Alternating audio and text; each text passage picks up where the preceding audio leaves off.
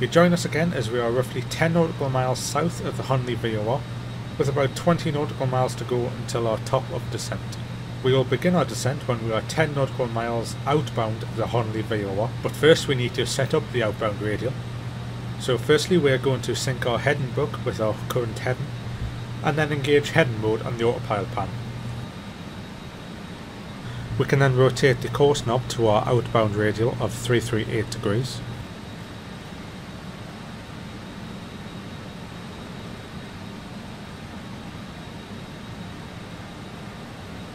Note how we are flying an outbound radial from the VOR this time. We have lost signal to the VOR as we fly overhead. So in this instance I'm going to rotate the heading book to our outbound VOR course, and then once we regain signal again from the VOR, I will re-engage the VOR localizer mode.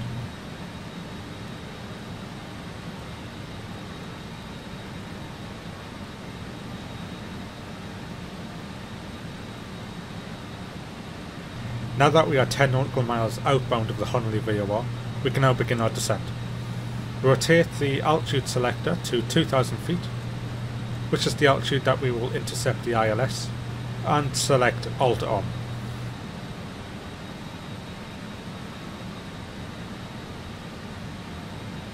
We will also engage descent mode on the TMS and bring the throttle levers back to idle.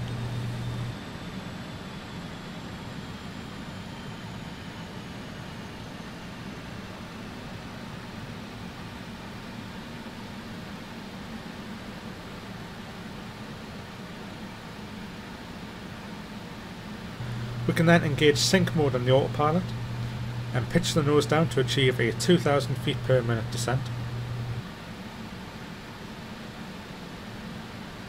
Once we have achieved the 2000 feet per minute descent rate, we can disengage the autopilot sync mode and engage vertical speed mode.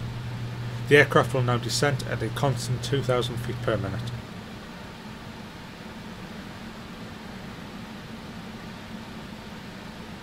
If you notice on the vertical speed indicator, you will see that our vertical speed is slightly greater than 2000 feet per minute. So to correct this, we can again engage the autopilot sync mode and pull the nose up slightly to decrease our rate of descent.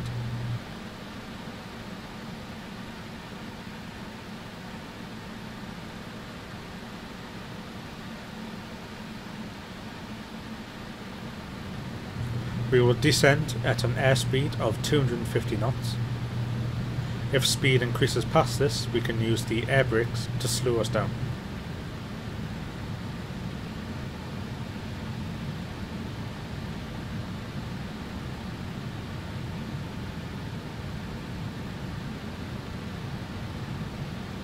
To reduce the workload of our approach, we can now tune in the ILS frequency for runway 26 at Liverpool, which is 111.75. We can also tune in the Liverpool NDB that we will use on the approach. So in ADF2 we can tune in 349.5 and confirm that the right indicator on the RMI is still set to ADF. We can then also set our decision height to 200 feet. As we are now descending, we can run through the descent checklists. At the very top of the overhead panel we need to switch on the PTU. Moving down the overhead panel we need to set our landing altitude on the pressurization panel. Liverpool is situated approximately 60 feet above sea level, so we need to reduce the cabin altitude target to approximately 60 feet. We can now set our landing speeds. Today we will be using 33 degrees of flap, and you can see that gives us a VREF of 119, which we can set our bugs for. So we can set our VREF bug to 119, and we can set our VREF plus 5 bug to 124. We can then also set our VFTO and VER speeds to 175 and 185 respectively.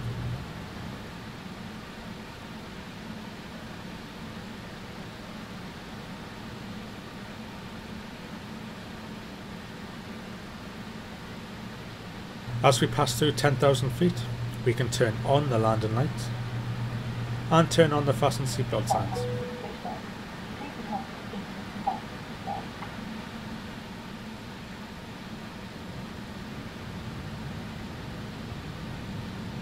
Note on the RMI, the Liverpool NDB has now become alive, and the ADF2 pointer is now showing a direct course to the NDB. Once we are 55 miles outbound of the Honley VOR, we will then make a left-hand turn direct to the Liverpool NDB, and that will put us on the ILS for runway 26. Okay, so coming up to 55 miles outbound of the Honley VOR, we can now engage heading mode and rotate our heading book so we fly direct to the Liverpool NDB. So I'm going to rotate the heading book to approximately 305 degrees. We can now also flip our nav1 frequency, so the ILS frequency of 111.75 is in the active slot, and we can also rotate the nav1 course knob to the runway heading of 266 degrees. When passing through 5,000 feet, we can then go to the overhead panel and turn on the APU, confirm that there is an increase in RPM and TGT.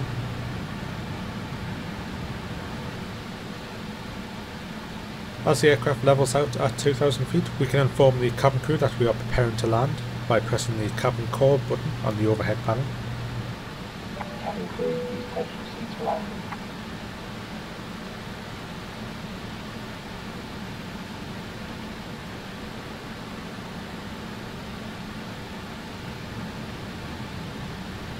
Cabin secure.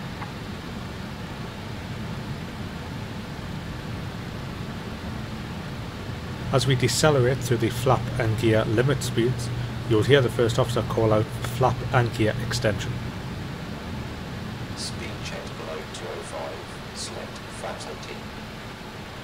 Speed check below 205, select gear down.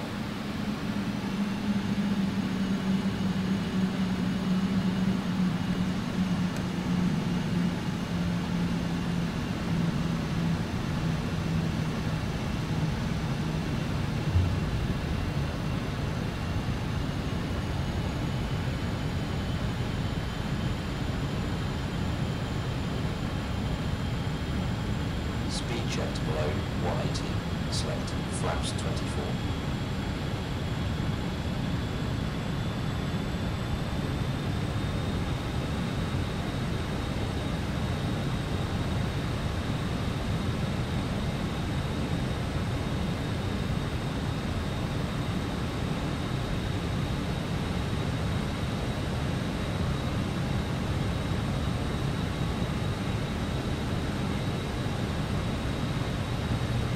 Arm and VOR localizer and glide slope modes will now allow us to intercept the ILS. Localizer armed. Localizer captured. ISO armed. We can now carry out the landing checks. So at the very top of the overhead, set the AC pump to auto, switch on the APU air and switch off the engine air. Speed checked below 170, select flaps 30.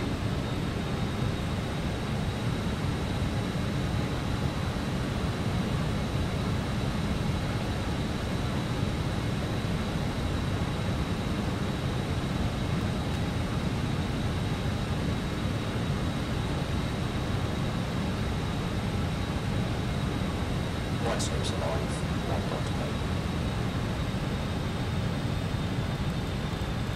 Right slope captured. Established on the ILS.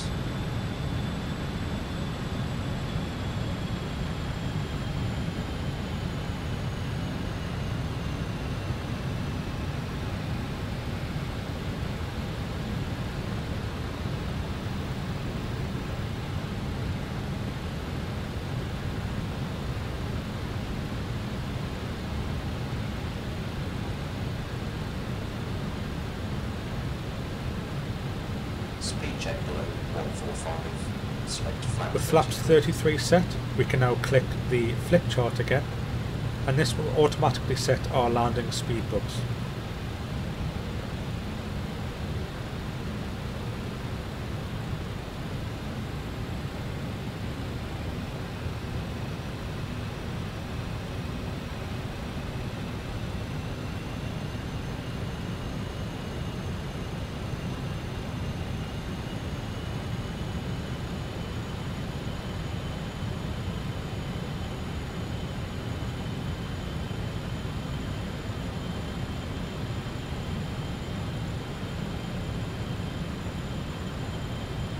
1,000.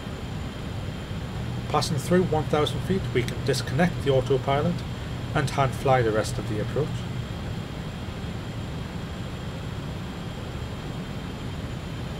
Autopilot disconnected.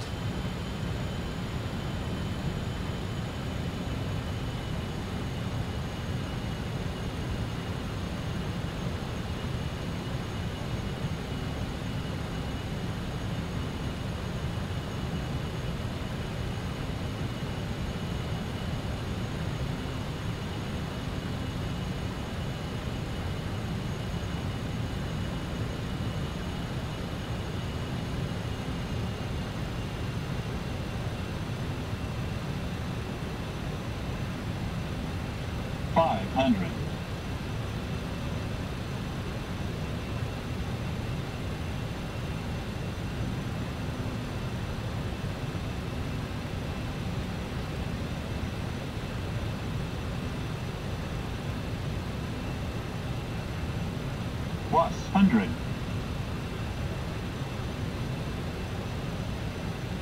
Minimums.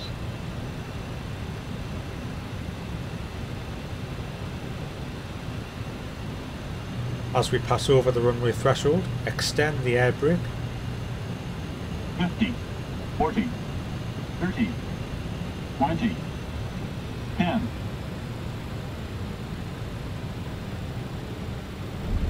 After touchdown, we can move the thrust levers to the ground idle position and gently lower the nose wheel onto the runway and extend the lift spoilers by moving the air brake handle fully aft. Ground idle. 80 knots. 60 knots. There are no thrust reversers or auto brakes in the 146, so apply gentle manual braking, and once the aircraft has slowed sufficiently, turn onto the first available taxiway to the right.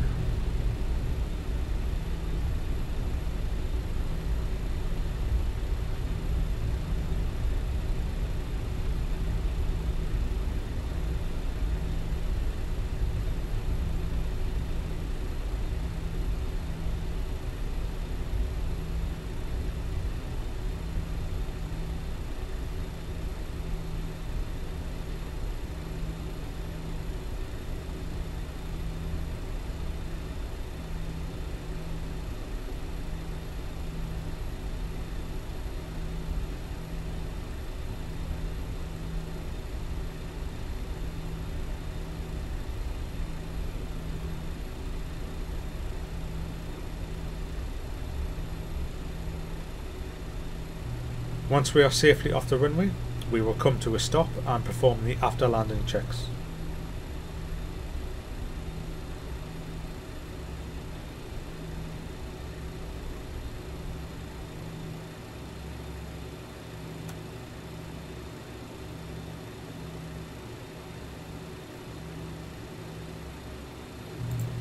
We can retract our air brakes and flaps.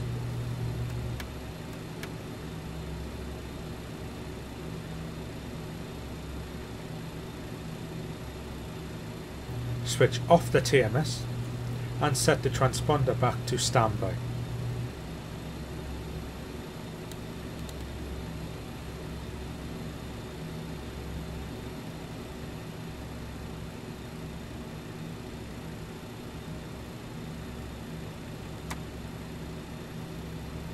As we continue our taxi to the gate, we can switch off the landing lights and switch on the taxi lights and switch off the strobe lights.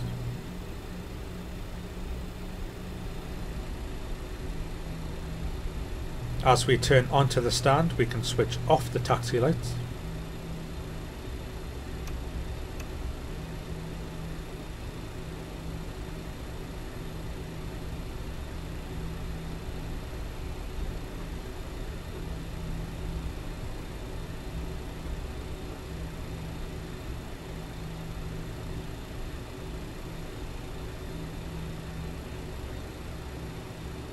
Once we've come to a stop, we can now engage the parking brake.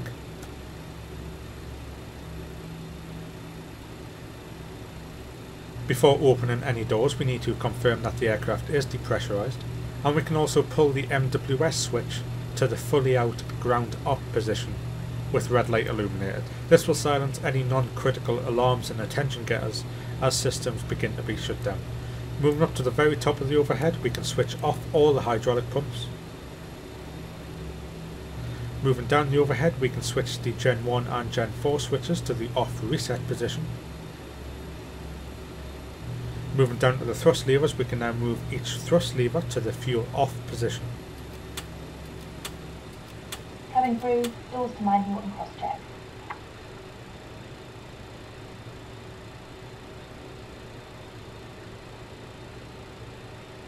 With the engine shut down, we can now turn off the fasten seatbelt sign, and we can turn off all the fuel pumps, leaving just the left inner fuel pump running for the APU.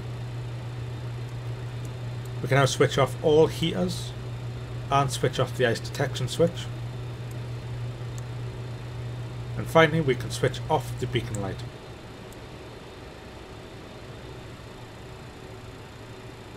Moving over to the AFB, we can enable chocks, open the forward pax door, extend the air stairs, and open the forward and aft cargo doors.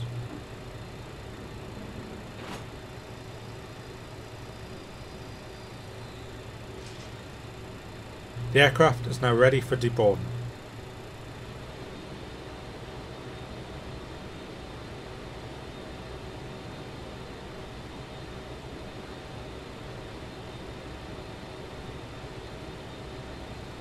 With all passengers and baggage offloaded from the aircraft, we can now shut down the aircraft to a cold and dark state. Moving to the very top of the overhead panel, we can switch off all the master switches. Once the brakes are sufficiently cool, we can switch off the brake fans. We can also switch off the anti-skid and yellow and green lift spoilers. We can switch off the cabin emergency lights and confirm that the emergency lights not armed caption is illuminated on the master warning panel. We can now switch off both PAX and the APU air, confirming that the APU valve not shut annunciator extinguishes within 5 seconds. We can now shut down the APU, this time by pressing the Apu Overspeed Test button on the ground panel on the overhead.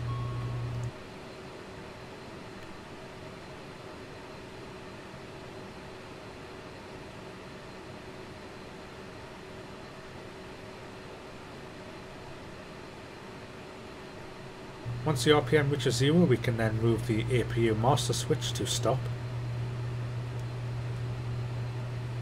We can then switch off the left inner fuel pump, move the galley switch to shed, and switch off all remaining exterior, interior and emergency lighting.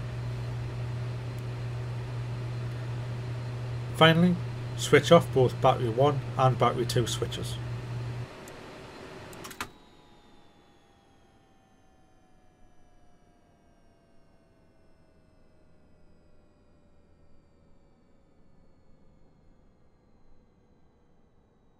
The aircraft is now back in a cold and dark state, and this tutorial flight is complete.